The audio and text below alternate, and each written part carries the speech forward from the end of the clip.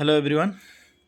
तो आज सुबह के 7 बज रहे हैं और अभी मैं थोड़ा देर पहले तकरीबन 5:30-6 बजे तक पेपर में हैंडबिल डलवा के आया हूँ, क्योंकि लोग अपने बिज़नेस की मार्केटिंग के लिए पेपर में हैंडबिल डलवाते हैं। तो मुझे कुछ ख़्याल आया कि कुछ बिज़नेस के बारे में 1-2 वीडियो बनाई जाए, इंस्टाग्राम वगैरह के लिए डाली जाए।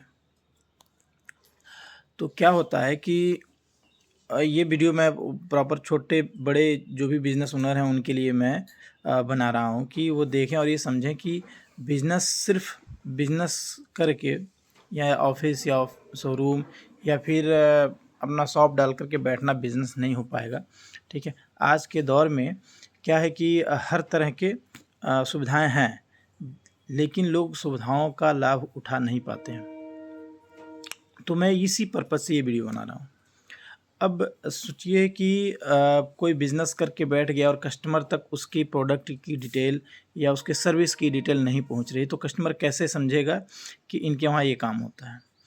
तो कस्टमर को ये बताने के लिए, ये जानने के लिए आपको काम करना होता है, सिर्फ बिज़नेस करके बैठना नहीं होता है। ठीक, अब ये कैसे होता है?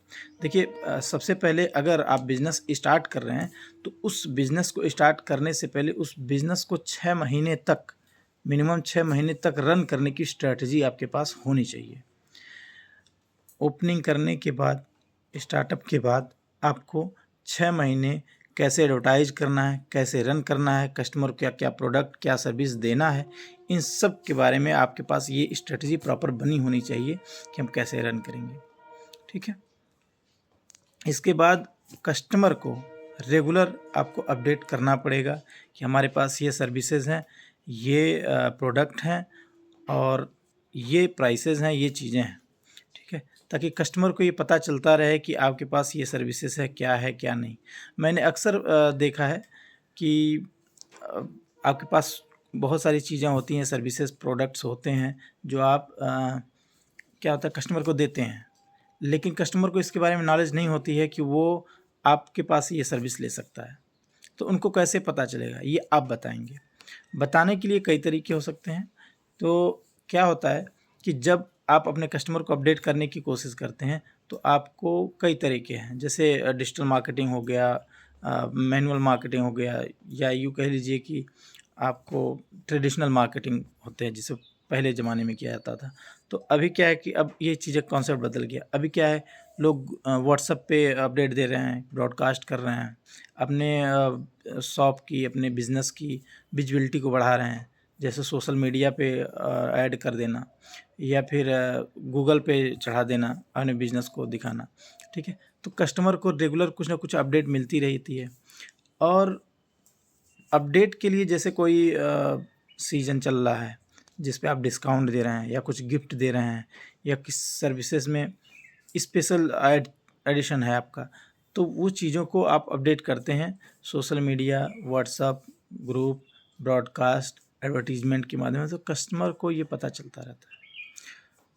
अब यहाँ पे एक चीज़ है कि हमेशा हमेशा एडवर्टीजमेंट ज़रूरी नहीं होती है।